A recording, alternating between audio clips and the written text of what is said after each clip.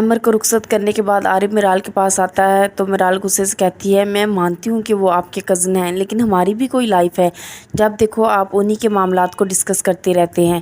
عارف کہتا ہے کیا ہو گیا ہے تمہیں، تم دیکھ رہی تھی نا کہ وہ کتنے پریشان تھے، چچا کی فیملی تو سننے کو تیار ہی نہیں ہے۔ میرال کہتی ہے میں عنایہ کے مسئلے کو ڈسکس کرنا نہیں چاہتی، اچھا خاصا ہم شاپنگ پہ جا رہے تھے وہ ٹپک پڑے۔ عارف کہتا ہے یہ تم کس طرح مجھ سے بات کر رہی ہو، تمہیں کیا ہوتا جا رہا ہے، اس دن عنایہ کے ساتھ ہوٹل میں تمہارا ایٹیٹیوڈ وہ بھی مجھے اچھا نہیں لگا تھا۔ میرال پھر آرام سے کہتی ہے تو آپ بتائیں نا میں کیا کروں، مجھے بالکل بھی پسند نہیں ہے کہ ہمارے بیچ میں کوئی تیسرا بھی آئے۔ اور عارف کا ہاتھ پکڑ کے کہتی ہے میں آپ سے بہت محبت کرتی ہوں، میں چاہتی ہوں کہ آپ زندگی کا ہر لمحہ میرے ساتھ گزاریں۔ عارف کہتا ہے میں سمجھتا ہوں، شاپنگ پہ آج نہیں جا سکتے، مجھے ایمر بھائی کے کام سے جانا ہے، شام کو ہنی مون کے ٹکٹس آ جائیں گے، پیکنگ کر لینا۔ میرال خوش ہو جاتی ہے۔ سب گھر والے بیٹھے ہوتے ہیں تو عنایہ کہتی ہے جاسم نے تو اس رشتے سے انکار نہیں کیا، میری بہت رسپیکٹ کرتا ہے، مجھے اپنانا چاہتا ہے۔ عنایہ کی ماں کہتی ہے تو پھر منائیں اپنے باپ کو، بارات لے کے آئے، ہم نے تو اسے منع نہیں کیا نا بیٹا۔ عنایہ کہتی ہے آپ جانتی تو ہیں چچا کو کس قدر ضدی ہیں وہ۔ ماں کہتی ہے تو عنایہ ہمیں بتاؤ ہم کیا کریں بیٹا، ساری زندگی اس کے نام پر ہم تمہیں بٹھائے تو نہیں رکھیں گے نا۔ عنایہ کہتی ہے امی اگر جاسم مجھے خود لینے آئے اپنے چند دوستوں کے ساتھ تو کیا آپ لوگ مجھے رخصت کر دیں گے اس کے ساتھ؟ حصار کہتا ہے کیوں، ہم چور ہیں یا تم میں کوئی نقص یا خرابی ہے، دیکھو میری بات سنو، اگر اس میں ہمت ہے تو اپنے باپ کو لے کے آئے۔ ایمر کہتا ہے چاہے وہ 10 لوگوں کی بارات لے آئے مگر چچا اور ثنیا موجود ہوں، دیٹس اٹ۔ اسی دوران ایمر کے موبائل پر ٹیکسٹ میسیج آتا ہے جو کہ چچا نے کیا ہوتا ہے۔ ایمر دیکھ کر دنگ رہ جاتا ہے اور حصار کو وہ میسیج دکھاتا ہے۔ حصار میسیج دیکھ کے عنایہ کی طرف موبائل بڑھا دیتا ہے اور غصے سے کہتا ہے کیا ہے یہ؟ ماں کہتی ہے کیا ہوا ہے بیٹا، اتنا چیخ کیوں رہے ہو؟ حصار کہتا ہے چچا کا میسیج ہے، کہتے ہیں پیپر تیار کروا رہا ہوں، حق مہر لے جانا۔ عنایہ رونے لگتی ہے۔ حصار ایمر کو کہتا ہے بھائی اس سے پہلے کہ دیر ہو جائے خلا کے پیپر بنوائیں آج ہی۔ چچا پسٹل لے کے ایمر کے روم میں آتے ہیں تو ایمر حیران ہو کے کہتا ہے بابا سب خیریت ہے نا؟ والد کہتے ہیں آؤ میرے ساتھ۔ ایمر کہتا ہے کیا ہوا ہے بتائیں تو، بات کیا ہے آخر؟ جاسم کے والد اس کو گھسیٹ کر کرسی پر بٹھاتے ہیں اور طلاق کے پیپر سائن کرنے کا کہتے ہیں۔ جاسم کہتا ہے یہ کیا ہے بابا؟ والد کہتے ہیں یہ طلاق کے پیپر ہیں، فوراً سائن کرو ورنہ میں خود کو شوٹ کر لوں گا۔ جاسم کہتا ہے ایسی کون سی ضد ہے کہ آپ اپنے بیٹے کے دل سے کھیلنا چاہتے ہیں، خدا کے لیے ایسا مت کریں، آپ پچھتائیں گے ورنہ، اور پسٹل ان سے لے لیتا ہے۔ رحمہ ایمر سے کہتی ہے عنایہ بچی ہے ایمر، مگر آپ تو بچے نہیں ہیں نا، آپ کی ایک جلد بازی کی سزا اسے پوری زندگی بھگتنا پڑے گی۔ ایمر کہتا ہے کیا کروں، مجھے کچھ سمجھ نہیں آ رہی۔ رحمہ کہتی ہے چند دن کی بات ہے، رو دھو کے چپ کر جائے گی ورنہ ہم اسے چپ کروا دیں گے۔ چچا جس طرح ڈیمانڈیں کر رہے ہیں نا روز روز، پتہ نہیں آگے کون سی فرمائشیں لے کے بیٹھ جائیں گے۔ ابھی تو جاسم کی جاب اور پراپرٹی کا ایشو چل رہا ہے، کل کو رخصتی کے بعد چچا اور فرمائشیں لے کے بیٹھ جائیں گے، پھر کہاں تک پورا کریں گے؟ ایمر کہتا ہے اف خدایا میں یہ معاملہ کیسے حل کروں گا، مجھ سے بہت بڑی غلطی ہو گئی۔ رحمہ کہتی ہے ایک بار اپنا دل سخت کر کے کھلا لے لیں، اور جہاں تک امی کی بات ہے ہم سب انہیں مل کے سمجھا دیں گے۔ عنایہ کی ماں کہتی ہے ایمر میں تو کہتی ہوں ایک بار پھر اچھی طرح سوچ لو، ایک بار عثمان سے بات کر کے دیکھ لو، ہو سکتا ہے وہ کوئی اچھا مشورہ دے دے۔ ایمر کہتا ہے کسی سے کیا مشورہ کرنا امی، آپ سمجھ نہیں رہی ہیں، یہ رشتہ ایک سانپ بن گیا ہے، اس کا سر کچلنا بھی حد ضروری ہے۔ حصار کہتا ہے بھائی ٹھیک کہہ رہے ہیں امی، جاسم کو اچھے طریقے سے اندازہ ہے کہ اس کا باپ کیا تماشا لگا رہا ہے۔ ماں کہتی ہے عنایہ یہ بات کبھی نہیں مانے گی۔ ایمر کہتا ہے آپ منائیں اسے، سمجھائیں جا کے، آج یا کل اس رشتے کا یہی انجام ہونا ہے۔ ماں کہتی ہے لیکن ایمر ہم خاندان والوں کو کیا جواب دیں گے؟ ایمر کہتا ہے ابھی 100 جواب ہیں لیکن کل ہم کچھ نہیں کہہ سکیں گے۔ حصار کہتا ہے امی آپ سائن کروانے جا رہی ہیں یا میں جاؤں؟ ماں کہتی ہے تم تو رہنے ہی دو، میں جاتی ہوں۔ عنایہ کی ماں خلا کے پیپر پکڑ کے عنایہ کے پاس جاتی ہیں۔ ایمر حصار سے پوچھتا ہے عارف والی بات کیا کر رہے تھے تم؟ حصار کہتا ہے بھائی میں آپ کو بعد میں بتاؤں گا۔ ماں عنایہ سے کہتی ہیں تم یہ مت سمجھنا کہ میں اپنی طرف سے کہہ رہی ہوں، لیکن میرا یہ خیال ہے کہ اگر جسم کا کوئی حصہ ناسور بن جائے تو اسے کاٹ کر پھینکنا ہی ہوتا ہے۔ عنایہ کہتی ہے جسم کا حصہ نہیں امی، آپ روح کو کاٹنے کی بات کر رہی ہیں۔ ماں کہتی ہے میں یہ پیپرز یہاں رکھ کے جا رہی ہوں، اچھی طرح سوچ سمجھ کے فیصلہ کر لینا۔ جاسم عنایہ سے فون پہ بات کرتا ہے اور کہتا ہے عنایہ تم مجھے بتاؤ تم میرے بغیر زندہ رہ لو گی؟ نہیں رہ سکتی نا، میں بھی نہیں رہ سکتا تمہارے بغیر۔ عنایہ کہتی ہے میں جانتی ہوں لیکن میں کیا کر سکتی ہوں؟ جاسم کہتا ہے क्यों नहीं कर सकती, देखो कानूनन शरन हमें एक दूसरे से कोई जुदा नहीं कर सकता हमारी मर्जी के खिलाफ। अनाया कहती है ये बात तुम चचा को बताओ और बताओ कि अहमर और हसार भाई कितने गुस्से में हैं।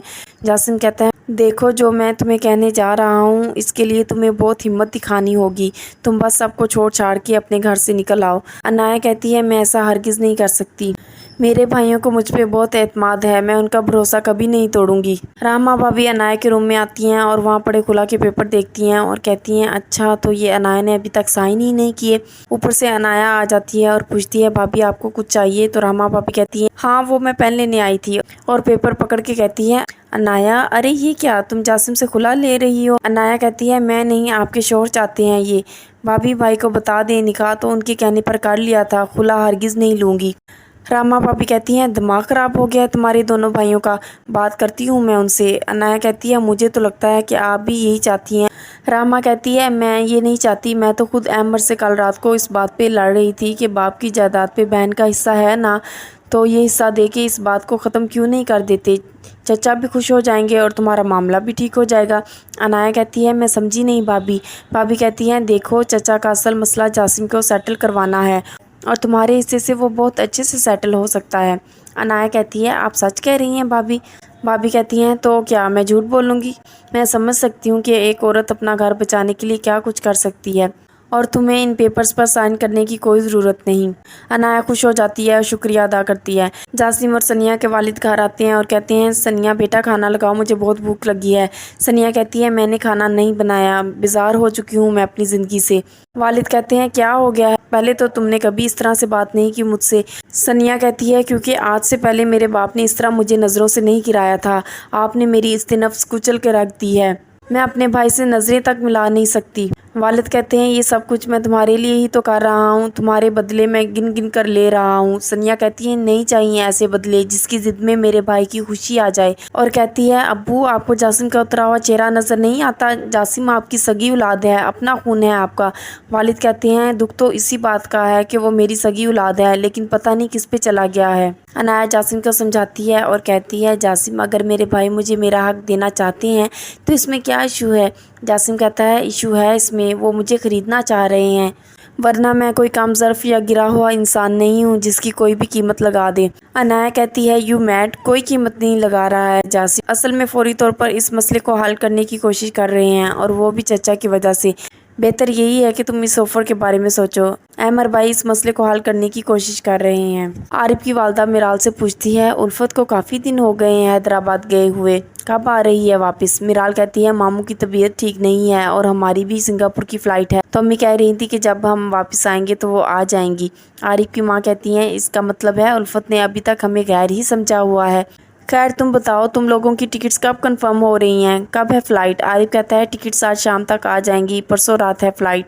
आरिफ के वालिद कहते हैं यार ज़रा टूर शॉर्ट रखना, तुम्हारी अम्मी वैसे भी तुम्हारे बगैर रह नहीं पाती, मुझे परेशान करेंगी। वालदा मुस्कुरा के कहती हैं ऐसी बात बिल्कुल भी नहीं है, जितना तुम्हारा दिल चाहे तुम लोग वहाँ रहो, तुम लोगों को खुश देखकर हम लोग खुश होते हैं।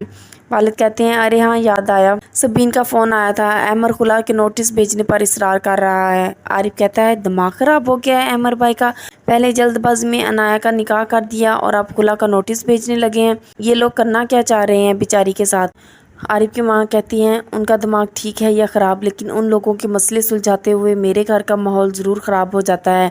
हम यहाँ तुम्हारा हनीमून डिस्कस कर रहे हैं और ये बीच में दूसरों के मसले लेके बैठ गए हैं। आरिफ कहता है अम्मी वो लोग दूसरे नहीं हैं, अनाया मेरी कज़न है और आप अच्छी तरह जानती हैं मुझसे कितनी क्लोज़ है वो। मिराल को बुरा लगता है और वो उठ जाती है। आरिफ की माँ कहती हैं मैं अच्छी तरह जानती हूँ, लेकिन आप अपना फोकस अपनी बीवी पर रखो। आरिफ की माँ किचन में मिराल के पास आती हैं और कहती हैं मिराल मुझे लगा अनाया के मसले में आरिफ का रोल तुम्हें बुरा लगा, उसकी तरफ से मैं माजरत चाहती हूँ। मिराल कहती है आंटी आप क्यों माजरत कर रही हैं, कोई बात नहीं।